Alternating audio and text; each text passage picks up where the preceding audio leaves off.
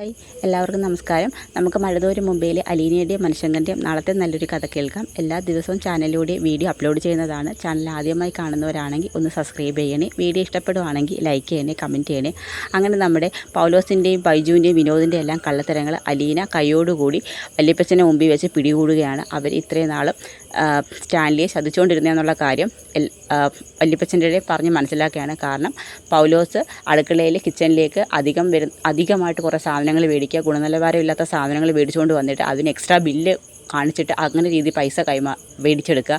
പിന്നെ വീട്ടിലെ സാധനങ്ങളൊക്കെ വെറുതെ കൈ തട്ടി പൊട്ടിപ്പോയെന്നൊക്കെ പറഞ്ഞുകൊണ്ട് കുറേ സാധനങ്ങൾ പർച്ചേസ് ചെയ്യുക. അപ്പോൾ അതിൻ്റെ പേരിലും കുറേ കള്ളബില്ല് കൊണ്ടുവന്നിട്ട് പൈസ മേടിക്കുക. അതുപോലെ തന്നെ വിനോദും ബൈജുവും ഡ്രൈവർമാരാണല്ലോ, അവർ വണ്ടിയുടെ റിപ്പയറിങ്ങും സർവീസും പിന്നെ പെട്രോൾ ഡീസൽ ഇതൊക്കെ അടിക്കുന്നതിൻ്റെ പേരും പറഞ്ഞ് കള്ളബില്ലുണ്ടാക്കി അങ്ങനെയും പൈസ. അപ്പോൾ അങ്ങനെ എനിക്ക് മനസ്സിലാവും മൊത്തത്തിലൊരു ചൂഷണമാണ് ഇവിടെ നടക്കുന്നതെന്ന്.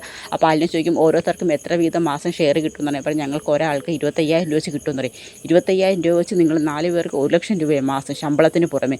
എൻ്റെ പപ്പയെ നിങ്ങൾ എല്ലാവരും ചേർന്ന് ചതിക്കായിരുന്നു. നിങ്ങൾക്ക് വേണ്ടിയാണ് എൻ്റെ പപ്പ ആദ്യം എന്നോട് വഴക്കിന് വന്നത്. നിങ്ങളെ ജോലിക്കാരായിട്ടല്ല എൻ്റെ പപ്പ കണ്ടിട്ടുള്ളത്. നിങ്ങൾക്ക് എന്ത് സഹായം വേണമെങ്കിലും എൻ്റെ പപ്പ ചെയ്തു തരുമായിരുന്നു. നിങ്ങളുടെ ആവശ്യങ്ങൾ അറിഞ്ഞാണ് എൻ്റെ പപ്പ നിങ്ങളെ സഹായിക്കുന്നത്. എന്നിട്ടും അദ്ദേഹത്തെ ഇങ്ങനെ ചതിക്കാൻ നിങ്ങൾക്കൊക്കെ എങ്ങനെ മനസ്സ് വന്നു? തിന്നുന്ന ചോറിനോട് അല്പമെങ്കിലും കൂറ് നിങ്ങൾക്കുണ്ടായിരുന്നെങ്കിൽ നിങ്ങൾ ഇങ്ങനെ ചതി ചെയ്യത്തില്ലായിരുന്നു. ഈ അലീന ഇവിടെ ഉള്ളിടത്തോളം നാൾ ഇനി എൻ്റെ പപ്പയുടെ കാശ് ഇങ്ങനെ അനാവശ്യമായി ദൂർത്തടിച്ച് കളയാമെന്ന് നിങ്ങൾ ആരും കരുതണ്ട. ഇനി എന്ത് സാധനം മേടിച്ചാലും ബില്ല് എന്നെ കൊണ്ട് കാണിച്ചതിന് ശേഷം മാത്രം പേ ബില്ല് ചെയ്താൽ മതി എന്ന് അലീന ശക്തമായിട്ട് പറയുന്നുണ്ട്. അങ്ങനെ വല്യപ്പച്ചനും പൗലോസിനെയും ബൈജുവിനെയൊക്കെ ഒരുപാട് വഴക്ക് പറയുന്നുണ്ട്. സ്വന്തം മകനെ ഇത്രയും നാൾ നീ എല്ലാം കൂടി ചേർന്ന് കബളിപ്പിച്ചില്ലേ എന്നൊക്കെ പറഞ്ഞുകൊണ്ട്. അതിനുശേഷം ഇതിൽ ആൻ്റപ്പൻ ചേട്ടൻ്റെ പങ്ക് എന്താണെന്ന് ചോദിക്കും. ആൻ്റപ്പൻ ചേട്ടനും പൈസയൊന്നും ഞങ്ങൾ കൊടുക്കാറില്ല. ആൻ്റപ്പൻ ചേട്ടന് ഒരു 1 ലിറ്റർ റമ്മ് വാങ്ങിച്ച് കൊടുക്കുമെന്ന് പറയും. അങ്ങനെ അത് അലീന വാങ്ങിച്ചുകൊണ്ട് വന്നിട്ട് ആൻ്റപ്പൻ ചേട്ടനെ കണ്ണടച്ചിട്ട് പറയും. ആൻ്റപ്പൻ ചേട്ടൻ കണ്ണടയ്ക്കാൻ പറയും. അങ്ങനെ ഇനി കണ്ണ് തുറന്നേ. അപ്പോൾ ആ റമ്മ് എടുത്ത് കൊടുക്കും. എന്തിനാ ഇപ്പോൾ കണ്ണടയ്ക്കാൻ പറഞ്ഞതെന്ന് മനസ്സിലായോ? അല്ലേ, ആൻ്റപ്പൻ ചേട്ടൻ എല്ലാത്തിനും കണ്ണടച്ചാണല്ലോ ഇവിടെ നിന്നിരുന്നത്. അപ്പോൾ ചോദിക്കും അയ്യോ കുഞ്ഞെ ഞാൻ വേണ്ട ആൻ്റപ്പൻ ചേട്ടനെയൊക്കെ എന്ത് വിശ്വസിച്ചത് എൻ്റെ പപ്പ. എന്നിട്ട് ഇങ്ങനൊരു ചതി ആൻ്റപ്പൻ ചേട്ടൻ എങ്ങനെ അദ്ദേഹത്തോട് ചെയ്യാൻ തോന്നി? അവർ ചെയ്തു കൂട്ടുന്ന എല്ലാ കള്ളത്തരത്തിലും ആൻ്റപ്പൻ ചേട്ടൻ കൂട്ടുവന്നേരും. അയ്യോ കുഞ്ഞെ ഞാൻ അവന്മാർ അത്ര വലിയ കള്ളത്തരം ചെയ്തെന്ന് ഞാൻ പ്രതീക്ഷിച്ചില്ല. എന്തെങ്കിലും ചെറിയ ചെറിയ കള്ളത്തരങ്ങളല്ലാതെ ഇത്രയും വലിയൊരു ഭീമമായ നഷ്ടം അവന്മാരുണ്ടാക്കുമെന്ന് ഞാൻ അറിഞ്ഞിരുന്നു. എങ്ങനെ അറിയാനാ? അവർ വാങ്ങിച്ചു തരുന്ന റമ്മും കുടിച്ച് ബോധമില്ലാതെ കിടക്കുന്നേ ഇല്ലേ എന്നൊക്കെ പറയുന്നുണ്ട്.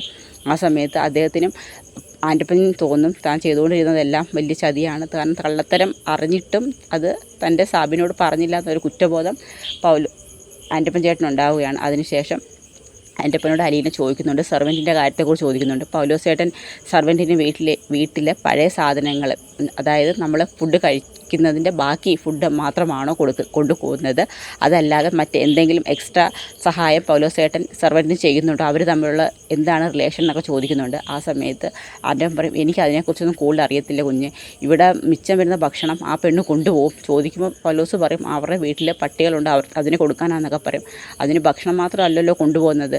ആ ചേച്ചി വെറുതെ കാലി കവറുമായിട്ട് എവിടെ വരുന്നത്? തിരിച്ചു പോകുമ്പോൾ കവറിൽ എടുക്കാൻ പറ്റാത്ത സാധനങ്ങളാണ്. ഇവിടുത്തെ പലവ്യഞ്ജന സാധനങ്ങൾ മൊത്തം കൊണ്ടുപോകുമല്ലോ എന്ന് നോക്കും. പിന്നെ എന്തൊക്കെയാണ് കൊടുക്കുന്നത് നോക്കും. കുഞ്ഞെ എനിക്ക് അതിനെക്കുറിച്ച് അറിയത്തില്ലെന്ന് പറയും. ആൻ്റപ്പൻ ചേട്ടൻ എല്ലാ കാര്യവും അറിയാം. സത്യം എന്നോട് പറഞ്ഞു കഴിഞ്ഞാൽ ഇപ്പോൾ ഇവിടെ നടന്ന കള്ളത്തരം ഞാൻ പപ്പയോട് പറയത്തില്ല. അതല്ലെന്നുണ്ടെങ്കിൽ എല്ലാ കാര്യവും പപ്പ തന്നെ ചോദിക്കട്ടെന്ന് പറയും. അയ്യോ കുഞ്ഞെ വേണ്ട ഞാൻ പറയാമെന്ന് പറയും. പിന്നെ എന്തൊക്കെയാണ് അവർക്ക് കൊടുക്കുന്നതെന്ന് നോക്കും. അത് ഇവിടെ ഒത്തിരി സാധനങ്ങളൊക്കെ അധികം വരുന്നതും സ്റ്റേഷനറി സാധനങ്ങളൊക്കെ ആ കൊച്ചിന് കൊടുക്കും. പിന്നെ പാത്രങ്ങളൊക്കെ ചെറുതായിട്ടൊക്കെ താഴെയൊക്കെ വീണ് ഉടയത്തില്ല. ഉടയുന്നതിന് മുമ്പ് തന്നെ പറയും ഉടഞ്ഞു പോയെന്നൊക്കെ പറഞ്ഞൊരു പൗലോസ് എടുത്ത് മാറ്റി വെക്കുമ്പോൾ അതെല്ലാം ആ പെണ്ണ് കടയിൽ കൊടുത്ത് പൈസ മേടിക്കും. പിന്നെ എന്തൊക്കെ കൊടുക്കും അപ്പോഴത്തേക്കും പിന്നെ ചെറുതായിട്ടൊക്കെ സാമ്പത്തിക സഹായമൊക്കെ ചെയ്യുന്നുണ്ട്. പിന്നെ അതുകൂടാതെ എൽസമ്മ കുഞ്ഞിൻ്റെ മാലയൊക്കെ എടുത്ത് കൊടുക്കുന്നുണ്ട്. മാലയോ അതെ. അപ്പോൾ അവരുടെ പരമ്പരാഗതമായിട്ട് അവരുടെ വീട്ടിൽ സൂക്ഷിച്ചിരുന്ന കുറേ സാധനങ്ങളൊക്കെ ഉണ്ടായിരുന്നു. അപ്പോൾ അങ്ങനെയുള്ള കുറച്ച് സാധനങ്ങൾ, പിന്നെ സ്വർണ്ണത്തിൻ്റെയൊക്കെ മാലകൾ, അപ്പോൾ അങ്ങനെ എന്തെങ്കിലുമൊക്കെ സാധനങ്ങളൊക്കെ പൗലോസ് ആരും കാണാതൊക്കെ എടുത്ത് അവർക്ക് കൊടുക്കുന്നുണ്ടെന്ന് പറയും. അപ്പോൾ ചെറിയ സഹായമൊന്നും അല്ല പൗലോസ് ചേട്ടൻ അവർക്ക് ചെയ്ത് കൊടുക്കുന്നതില്ലേ എന്നൊക്കെ പറയുന്നുണ്ട്. എനിക്ക് അന്ന് തൊട്ടേ സംശയം തോന്നിയതാണെന്നൊക്കെ പറയുന്നുണ്ട്. അതിനുശേഷം പിറ്റേ ദിവസവും ആ സെർവൻ്റ് അങ്ങോട്ട് വരികയാണ്. അപ്പോൾ അവരെ കാണുന്നതും പൗലോസ് പറയും നീ എന്തിനാ ഇപ്പോൾ ഇങ്ങോട്ട് വന്നെന്ന് നോക്കും. എന്താ പൗലോസ് ചേട്ടാ എന്തെങ്കിലും പ്രശ്നമുണ്ടോ? പ്രശ്നമുണ്ടല്ലോ. എന്തിനാ പൗലോസ് ചേട്ടാ അതിന് ഇത്ര ടെൻഷൻ എന്ന് പറയും. ചേച്ചി ഇന്ന് സാധനങ്ങൾ കൊണ്ടുവന്ന് വന്നതാണോ? അയ്യോ കുഞ്ഞെ ഞാൻ ഇവിടെ മിച്ചം വരുന്ന ഭക്ഷണം എന്തെങ്കിലും, അതെ ഇനി ഇവിടെ മിച്ചം വരുന്ന ഭക്ഷണമായിട്ട് ഒരു സാധനവും ചേച്ചി കൊണ്ടുപോകണ്ട. ഇവിടെ ഇനി മിച്ചം വരത്തില്ല. ആഹാര സാധനങ്ങളൊക്കെ ലിമിറ്റിനെ വെക്കത്തുള്ളൂ എന്നൊക്കെ പറയുന്നുണ്ട്. അയ്യോ കുഞ്ഞെ ഞാനൊന്നും പിന്നെ ചേച്ചിക്ക് ഒരുപാട് സഹായങ്ങളും സാധനങ്ങളൊക്കെ പൗലോസേട്ടൻ തന്നിട്ടുണ്ടെന്നൊക്കെ എനിക്ക് മനസ്സിലായി. അതുകൊണ്ട് തന്നെ ഇവിടുന്ന് വിലപിടിപ്പുള്ള പല സാധനങ്ങളും ചേച്ചി കൊണ്ടുപോയിട്ടുണ്ട്. ആ സാധനങ്ങൾ എവിടെയാണോ കൊണ്ടുപോയി കൊടുത്തത് അതുപോലെ തന്നെ ഇവിടെ തിരിച്ചെത്തിക്കണം. അതല്ലെന്നുണ്ടെങ്കിൽ അത് ചോദിക്കേണ്ട ആൾ തന്നെ ചോദിച്ചോളെന്നൊക്കെ പറയും. അയ്യോ കുഞ്ഞ് ഇല്ല, ഞാൻ തിരിച്ചു കൊണ്ട് തരാമെന്നൊക്കെ പറയുന്നുണ്ട്. അങ്ങനെ അലീന ആ വേലക്കാരിക്കും ഒരു വാർണിംഗ് കൊടുക്കുന്നുണ്ട്. അതിനുശേഷം എല്ലാവരും അലീനയുടെ മുമ്പിൽ മുട്ടുകുത്തുകയാണ്. എല്ലാ കള്ളത്തരങ്ങളും അലീന കൈയോടുകൂടി പിടികൂടി. ഇനി അലീനയാണ് അവിടുത്തെ എല്ലാ കാര്യങ്ങളും നോക്കി നടത്താൻ പോകുന്ന. അതക്കുട്ടിച്ചൻ പറഞ്ഞ കണക്ക് ഒരു ലേഡി കമാൻഡിങ് ഓഫീസറാണ് അലീന അവിടുത്തെ. അതിനുശേഷം അലീനയെ കാണാൻ വേണ്ടി നമ്മുടെ എൽസമ്മയും റീത്താമ്മയും അവരുടെ ഫാമിലി മെമ്പേഴ്സ് എല്ലാം വരുന്നുണ്ട്. രാഷ്ട്രീയക്കാരും പള്ളിയിൽ നിന്ന് ഫാദറും എല്ലാവരും വരുന്നുണ്ട്. ടെൽസയും ജോനും അതുപോലെ തന്നെ ടാനിയയും ഒക്കെ അലീനെ കാണാനായിട്ട് അങ്ങോട്ട് വരുന്നുണ്ട്. അങ്ങനെ 2-3 കാറും ഒക്കെ വരുന്ന സമയത്ത് അലീന നോക്കുമ്പോഴത്തേക്ക് ഒട്ടും പരിചിതമല്ലാത്ത കുറച്ച് ആൾക്കാർ. അതിൽ അലീനയ്ക്ക് ആകെ പരിചയമുള്ള മുഖം ടെൽസയുടെ മാത്രമായിരുന്നു. ടെൽസ മുമ്പ് റീത്താമ്മയായിട്ട് വന്നിട്ടുണ്ട്. റീത്താമ്മയും ടെൽസയെ മാത്രമേ പരിചയമുള്ളൂ. അപ്പോഴത്തേക്ക് സ്റ്റാൻലി അടുത്തൊന്ന് പറയുന്നുണ്ട്, പപ്പേ ആരാന്നറിയത്തില്ല, കുറച്ച് പേര് വണ്ടിയിൽ വരുന്നുണ്ട്, അന്നിവിടെ വന്ന ആ കുട്ടിയും ഉണ്ടെന്ന് പറയും. അപ്പോൾ ചോദിക്കും അങ്ങനെ സ്റ്റാൻലി നോക്കുമ്പോൾ പറയും, അത് മറ്റാരും ആയിരിക്കത്തില്ല, റീത്താമ്മയും എൻ്റെ ഭാര്യ എൽസമ്മയും മക്കളും പിന്നെ അവരുടെ ആങ്ങളമാരും ഒക്കെ ആയിരിക്കും എന്നൊക്കെ പറയുന്നുണ്ട്. അപ്പോൾ അലീനയ്ക്ക് മനസ്സിലാവുന്നുണ്ട്. നോക്കിയപ്പോൾ അവർ തന്നെയാണ് എല്ലാവരും വന്നിരിക്കുന്നത്. ആ സമയത്ത് അതക്കുട്ടിച്ചാൻ അങ്ങോട്ട് വരുന്നുണ്ട്. വല്യപ്പച്ച എന്താ മോളെ, പപ്പയുടെ ഭാര്യയും ബന്ധുക്കളൊക്കെ വന്നിട്ടുണ്ടെന്ന് പറയും. ആര്, എൽസമ്മയോ? അതെ, അന്ന് ഇവിടെ എന്നെ കാണാൻ വന്ന ആ കുട്ടിയും ആ സ്ത്രീയും ഉണ്ടെന്ന് പറയും. റീതാമ്മയും ടാനിയയോ? അതേന്ന് പറയും. അങ്ങനെ അവരെല്ലാവരും കൂടി സ്റ്റാൻലിയെ കാണാനായിട്ട് അകത്തോട്ട് കയറി വരികയാണ്. ആ സമയത്ത് എൽസമ്മ അലീനയെ ആദ്യമായിട്ടാണ് കാണുന്ന സമയത്ത് എൽസമ്മയ്ക്ക് വിശ്വസിക്കാൻ പറ്റത്തില്ല അലീനയെ കാണുമ്പോൾ. കാരണം സ്റ്റാൻലിയുടെ അമ്മയുടെ അതേ രൂപസാദൃശ്യമുള്ളൊരു പെൺകുട്ടിയാണ്. അപ്പോൾ തന്നെ എൽസമ്മ ഒന്നും മിണ്ടാതെ ഇങ്ങനെ അലീനെ തന്നെ ഇങ്ങനെ നോക്കി നിൽക്കുകയാണ്. ആ സമയത്ത് അലീനയെ കാണുന്നതും ടെൽസ ഓടി ചെന്നിട്ട് ചേച്ചി എന്ന് പറഞ്ഞ് ഓടി പിടിക്കുകയാണ്. ചേച്ചി എന്ന് പറഞ്ഞപ്പോഴത്തേക്ക് ടെൽസയ്ക്ക് പരിചയമുണ്ടല്ലോ അലീന, ഓടി വന്ന് റൂമിനകത്തോട്ടൊക്കെ വന്നിരിക്കുകയൊക്കെ ചെയ്യുന്നുണ്ട്.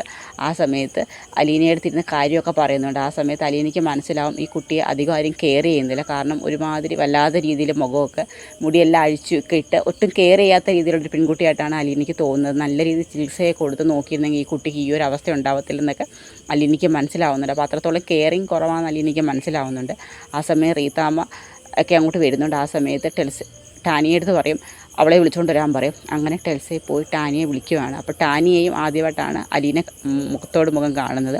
ആ സമയത്ത് ഞാൻ വരുന്നില്ല, നിൻ്റെ അടുത്ത് വരാനില്ലേ പറഞ്ഞുകൊണ്ട് ടെൽസയെ വിളിച്ചുകൊണ്ട് വരികയാണ്. അതിനുശേഷം ഞാൻ പോട്ടെ ചേച്ചി എന്ന് പറഞ്ഞുകൊണ്ട് അങ്ങോട്ട് ഹോളോട് ചെന്ന് കയറുന്നുണ്ട്. ആ സമയത്ത് വല്യപ്പച്ചൻ അങ്ങോട്ട് വരുന്നുണ്ട്. വല്യപ്പച്ച അവർക്ക് ചായ, നീ ചായ കൊടുത്താൽ അവർ കുടിച്ചത് തന്നെ എന്നൊക്കെ പറയുന്നുണ്ട്. അപ്പോഴത്തേക്ക് ലാലിച്ചനും സ്റ്റാൻലിയും അങ്ങോട്ട് വരികയാണ്. അങ്ങനെ സ്റ്റാൻലിയും എൽസമ്മയായിട്ട് പിന്നെയും മുഖാമുഖം കാണുകയാണ്. അപ്പം അവരെല്ലാവരും കൂടി അലീനയുടെ പ്രശ്നത്തെക്കുറിച്ച് സംസാരിക്കാനാണ് അവിടെ വീട്ടിലോട്ട് വന്നിരിക്കുന്നത്. അപ്പോൾ അതൊക്കെയാണ് നമ്മൾ ഇനി വരാൻ പോകുന്ന ദിവസങ്ങളിൽ കാണാൻ പോകുന്നത്. അപ്പോൾ വീഡിയോ ഇഷ്ടമായ എല്ലാവരും സപ്പോർട്ട് ചെയ്യണം. എല്ലാവർക്കും ഒരു നല്ല ദിവസം നേരുന്നു. നന്ദി.